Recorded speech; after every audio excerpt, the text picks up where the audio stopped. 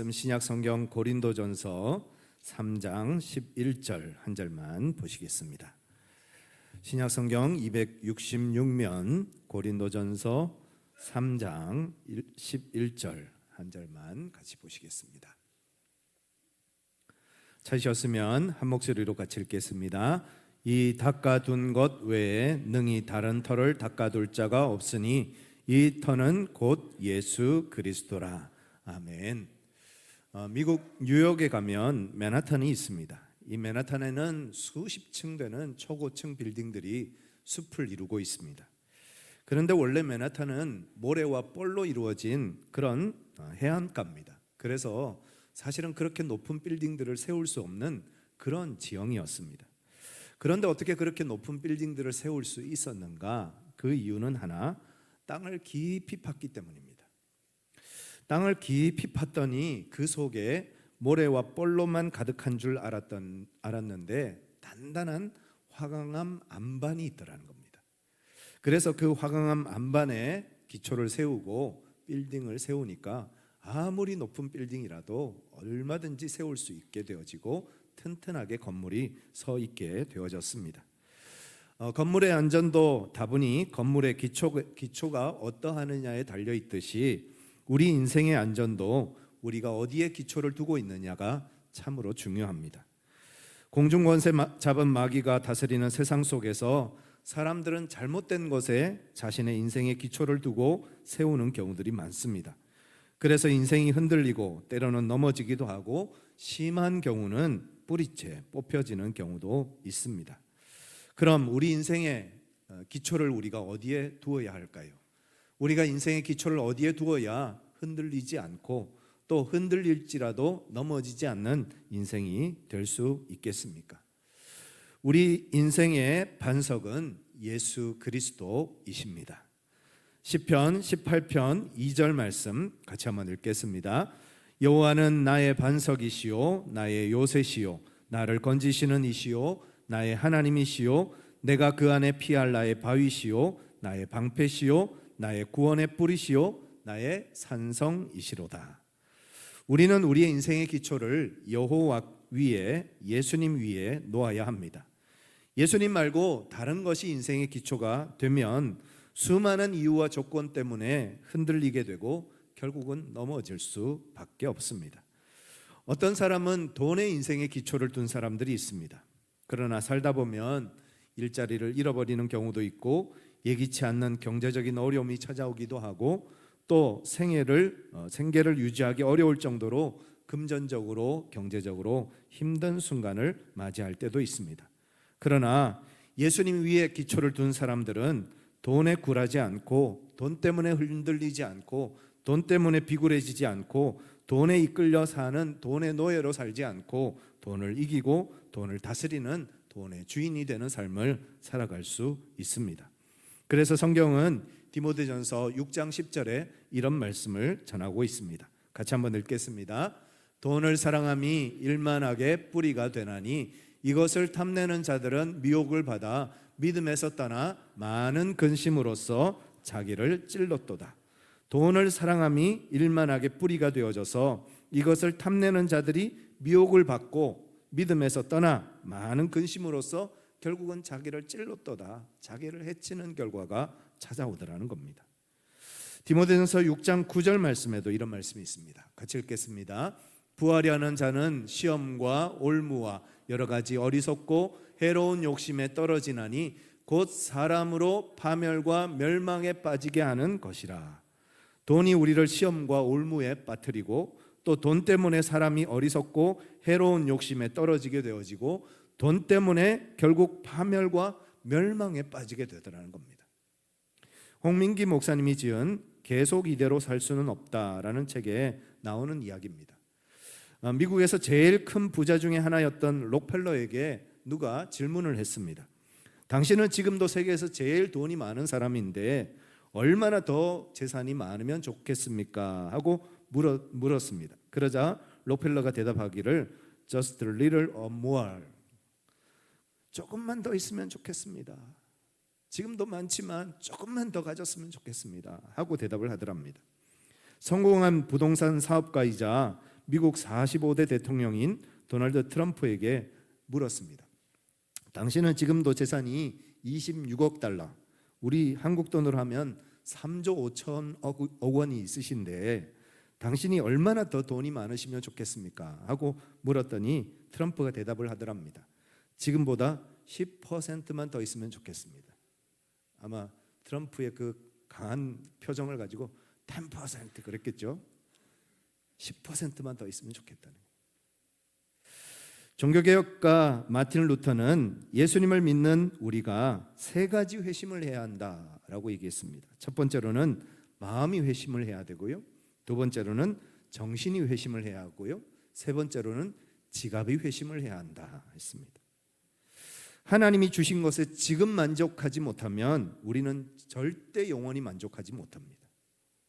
그래서 영원히 채워지지 않는 그 10%, 그 영원히 채울 수 없는 그 10%를 위해서 온 인생을 투자하고 그렇게 살게 되는 것입니다. 우리 인생의 기초는 돈이 아니라 예수 그리스도이십니다.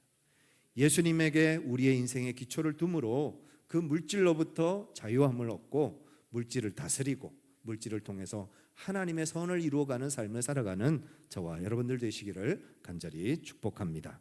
어떤 개척교회 목사님이 그런 얘기 하시더라고요. 내가 돈이 없지 믿음이 없냐, 내가 돈이 없지 믿음이 없냐. 얼마나 배짱 있는 그런 고백입니까? 사실 개척교회 하면서 얼마나 힘들고 어려우시겠습니까? 그러나 경제적으로는 참 어렵고 힘들지만 그 덕분에 하나님의 은혜를 더 많이 경험하고 사는 거예요.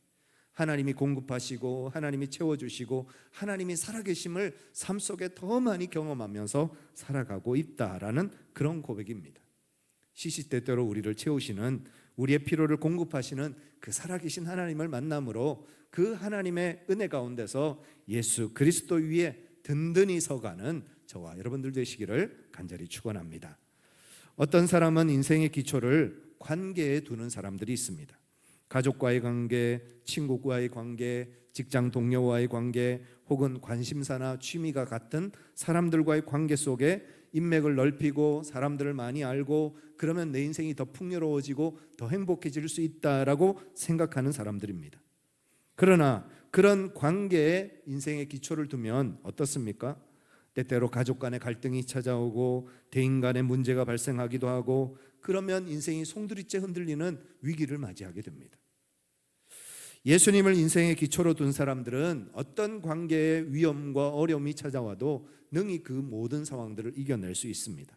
그러나 그러지 않으면, 관계의 문제가 찾아오면 인생이 송두리째 흔들리는 위기를 맞이할 수도 있다는 것입니다. 성경에 이 관계 문제로 참 어려움을 겪었던 대표적인 사람 하나가 요셉입니다. 형들에게 미움을 받았습니다. 그래서 형들의 시기로 형들이 요셉을 우물에 던졌습니다. 죽을 줄 알았는데 다행히 그 우물은 빈 우물이어서 목숨은 거저 살렸습니다. 보디발 장군 집에 팔려서 정말 누명을 쓰고 정말 고생을 많이 합니다. 그리고 보디발의 아내에 의해서 누명을 쓰고 또 왕의 감옥에 갇힙니다. 그 왕의 감옥에서 두 관원장의 꿈을 해몽해 줍니다. 선의를 베풀었어요. 그런데 그 두 관원장은 까맣게 잊어버리고 은혜를 갚지 않습니다.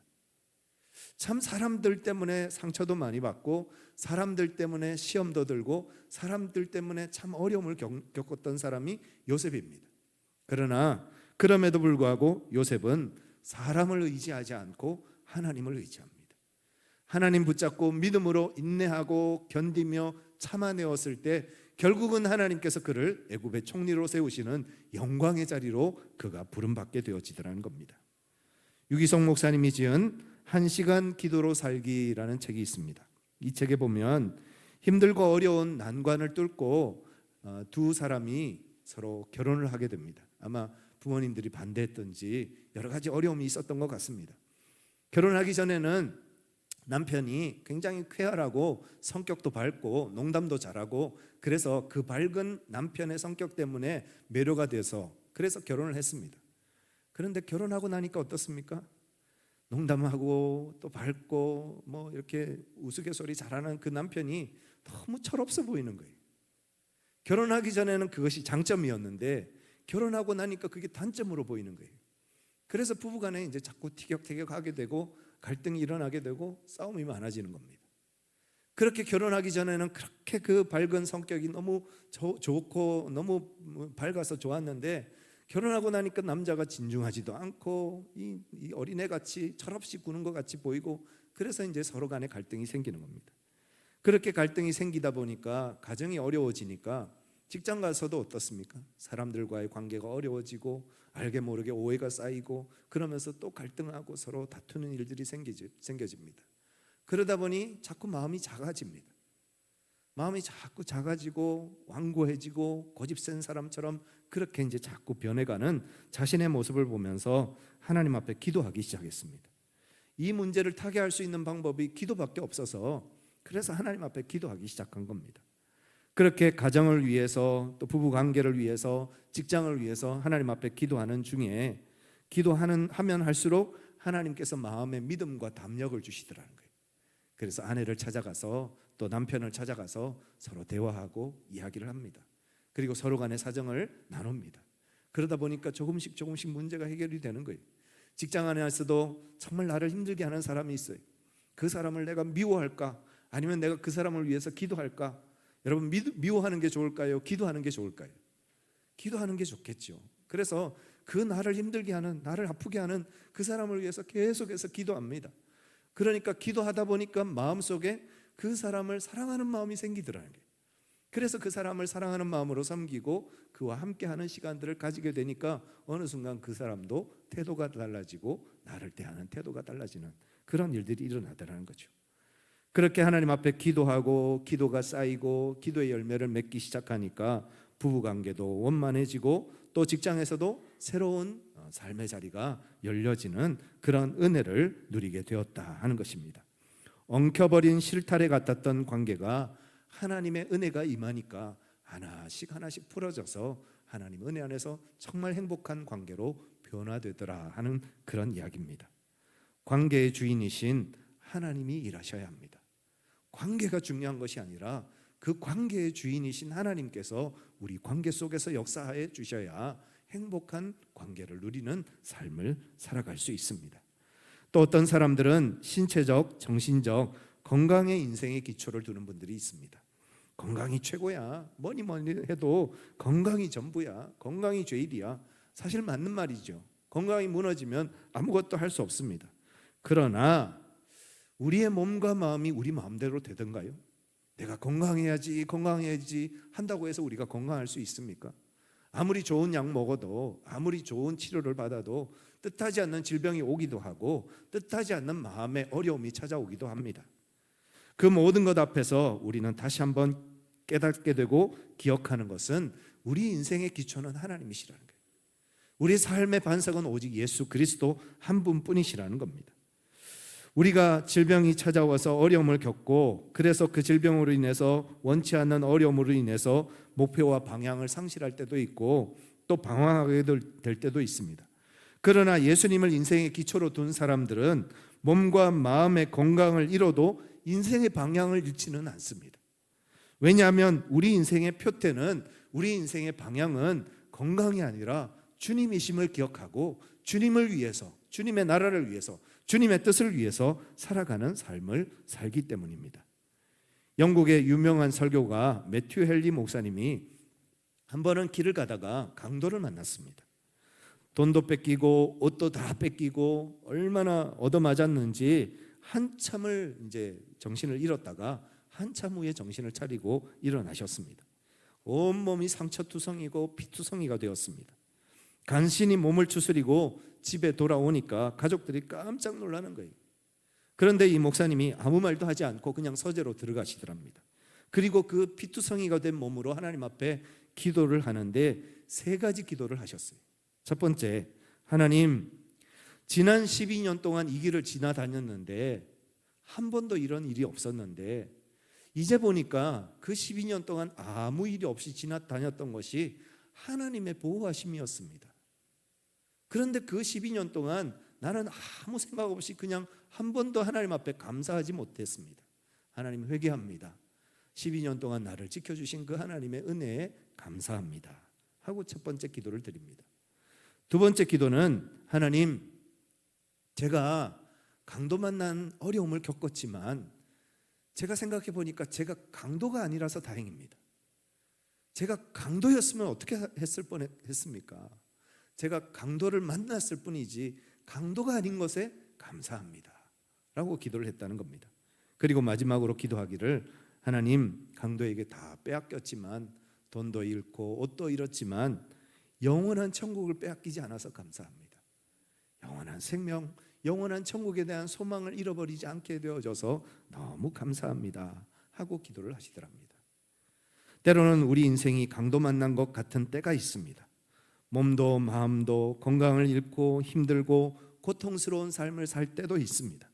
그러나 우리의 영원한 소망, 내 삶의 반석이신 예수님이 나와 함께 하시기에 그 어떤 상황 속에서도 우리는 감사하고 그 어떤 상황 속에서도 우리는 기뻐할 수 있습니다.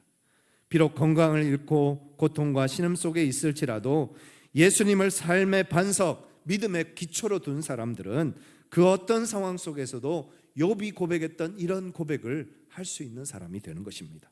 욥기서 1장 21절 같이 한번 읽겠습니다. 이르되 내가 모태에서 알몸으로 나왔사온즉 또한 알몸이 그리로 돌아가올지라 주신 이도 여호와시요 거두신 이도 여호와시니 여호와의 이름이 찬송을 받으실지니이다. 주신 분도 주님이시고 거둬 가시는 분도 주님이십니다. 모든 것 다 주님 앞에 맡길 때 주님이 주시는 평안과 기쁨이 우리 삶 속에 충만한 줄 믿습니다. 또 어떤 사람은 인생의 기초를 자기 혹은 자아에 두는 사람들이 있습니다. 믿기는 뭘 믿어? 나를 믿어. 하나님 그런 게 어딨어? 눈에 보이지도 않는 하나님 믿지 말고 내 주먹을 믿어, 내 힘을 믿어. 이런 이야기를 세상 사람들은 참 많이 합니다. 그러나 그렇게 자신만만한 사람도 인생이 흔들릴 때가 옵니다. 믿었던 자신에게 실망하게 되어지고 자신이 얼마나 나약하고 연약한 존재인가를 절절하게 깨닫는 때가 반드시 온다는 것입니다. 성경에 보면 가장 위대한 사도 중에 하나였던 사도 바울이 있죠. 이 사도 바울이 다메섹 도상에서 예수님을 만나고 또 아라비아 광야에 들어가서 하나님의 말씀을 깊이 연구하고 이제 이방인의 사도로 부름받아서 내가 생명을 걸고 주님 앞에 충성해야 되겠다라고 결단하면서 하나님의 사역을 감당했습니다. 그런데 그렇게 위대한 사람이었던 사도 바울도 자기 안에 있는 죄의 본성, 육체의 연약함, 그 육체의 소욕 앞에서 속절없이 무너지는 자신을 바라보면서 정말 비관적으로 탄식하면서 몸부림치면서 이렇게 고백합니다. 로마서 7장 24절입니다. 오라 나는 공고한 사람이로다. 이 사망의 몸에서 누가 나를 건져리라. 대단한 사람인 줄 알았어요. 자기가 위대한 인생인 줄 알았어요. 정말 무엇이든지 할 수 있는 넘쳐나는 열정과 열기의 사람인 줄 알았어요. 그런데 자신을 정직하게 들여다보니까 작은 욕심에도 넘어지고 정말 작은 일에도 그렇게 굴복하고 많은 어리석고 나약한 자신을 바라보게 되더라는 겁니다. 그래서 사도 바울이 고린도전서 15장 10절에 이런 고백을 합니다. 같이 한번 읽겠습니다. 그러나 내가 나든 것은 하나님의 은혜로 된 것이니 내게 주신 그의 은혜가 헛되지 아니하여 내가 모든 사도보다 더 많이 수고하였으나 내가 한 것이 아니요 오직 나와 함께 하신 하나님의 은혜로라. 예전에는 내가 한다고 생각했습니다. 내 힘으로 한다고 생각했습니다. 내 지혜와 내 실력과 내 능력으로 한다고 생각을 했습니다. 그러나 정직하게 자신을 들여다보니까 아니더라고요. 모든 것이 다 하나님의 은혜였다는 거예요. 내가 지금까지 살아온 것도 하나님의 은혜고 내가 할 수 있는 모든 일들, 내가 해온 이 모든 일들이 다 하나님의 은혜라는 거예요. 내가 나 될 수 있는 것은 하나님의 은혜라는 거예요. 그리고 내가 나를 사랑할 수 있는 것도 하나님의 은혜라는 거죠. 그리고 내가 나를 기뻐할 수 있고 정말 존귀 여길 수 있는 것도 하나님의 은혜더라라는 것입니다. 예수님 외에는 다른 반석이 없습니다. 예수님 외에는 우리가 의지할 데가 없습니다. 오직 예수님 위에 우리가 서 있을 때 우리의 인생이 흔들리지 않고 흔들려도 넘어지지 않습니다. 고린도전서 3장 11절 같이 한번 읽겠습니다. 이 닦아둔 것 외에 능히 다른 터를 닦아둘 자가 없으니 이 터는 곧 예수 그리스도라. 예수 그리스도 위에 터를 닦으시는 저와 여러분들 되시기를 간절히 축원합니다. 누가복음 6장 48절 49절 또 같이 한번 읽겠습니다. 집을 짓되 깊이 파고 주추를 반석 위에 놓은 사람 같으니 큰 물이 나서 탕류가 그 집에 부딪히되 잘 지었기 때문에 능히 요동하지 못하게 하였거니와 듣고 행하지 아니하는 자는 주추 없이 흙 위에 집 지은 사람과 같으니 탕류가 부딪힘에 집이 곧 무너져 파괴됨이 심하니라 하시니라. 우리의 기초를, 우리의 삶의 기초를 어디에 두느냐가 중요합니다. 내 삶의 기초를 예수 그리스도 위에, 내 가정의 기초를 예수 그리스도 위에, 우리의 직장의 기초를 예수 그리스도 위에, 우리의 사업의 기초를 예수 그리스도 위에, 이 나라의 기초를 예수 그리스도 위에, 이 교회의 기초를 예수 그리스도 위에 두어야 흔들리지 않고 흔들려도 넘어지지 않는다는 것입니다. 결국 우리가 살면서 우리가 우리의 인생의 기초를, 우리의 인생의 뿌리를 어디에 두어야 하느냐가 중요하다는 말씀입니다. 사월이 되면 식목일이 다가옵니다. 이제 산이나 들에 나무를 심겠죠. 그 나무가 어디서 오죠? 종묘상이나 묘목 파는 곳에서 가지고 올 것입니다. 그 작은 나무를 흔들어서 뽑아서 그 산이나 들에다 옮겨 심는다는 얘기입니다. 때때로 하나님께서 우리를 흔드실 때가 있습니다. 왜 우리의 삶을 흔드시느냐? 하나님께서 우리를 뽑아서 다른 땅으로 옮겨 심으시기 위해서입니다. 세상에 의지하고 세상의 기초를 두고 살아가는 우리들을 뽑아내셔서 예수 그리스도 위에, 그 반석 위에 우리의 뿌리를 내리라고 하나님께서 우리를 흔드시는 것입니다. 골로새서 2장 6절입니다. 같이 읽겠습니다. 그러므로 너희가 그리스도 예수를 주로 받았으니 그 안에서 행하되 그 안에 뿌리를 내리며, 예수 그리스도 안에 뿌리를 내려야 거기서 우리가 자라가고 거기서 우리가 성장하고 거기서 우리가 열매를 맺습니다. 예수 그리스도 안에 뿌리를 내리는 우리 모두가 되기를 간절히 소망합니다. 마지막으로 우리가 예수 그리스도 위에 기초를 두었는데 그런데도 흔들릴 때가 있습니다. 예수님을 믿고 예수님을 따르고 예수님은 나의 구주, 나의 하나님이십니다, 믿음으로 고백하면서 사는데도 그래도 흔들릴 때가 있다는 거예요. 왜 그런 일들이 일어나죠? 한별 목사님이 지은 흔드심이라는 책이 있습니다. 이 책에 보니까 마가복음 4장에 예수님이 날이 저물어 갈 때 제자들에게 우리가 저편으로 건너가자 하십니다.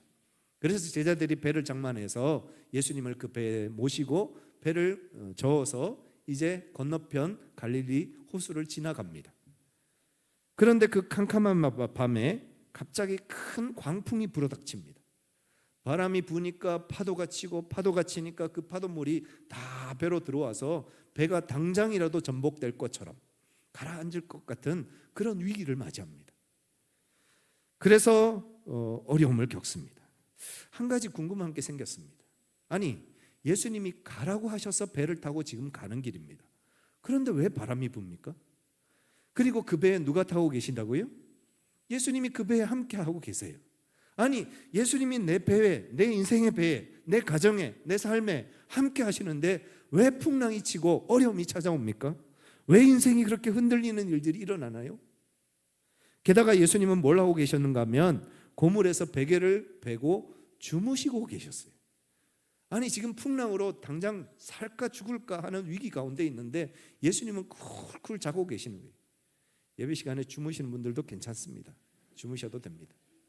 아니, 이 풍랑 중에 지금 삶과 죽음의 기로에 서 있는데 어떻게 예수님은 주무실 수 있습니까? 그만큼 예수님 피곤하셨다는 거죠. 그렇게 풍랑이 치는데 요즘은 뭐 이렇게 구슬 하나가 똑 떨어지는 소리에도 우리가 잠을 번쩍번쩍 깨는 그런 시대 아닙니까?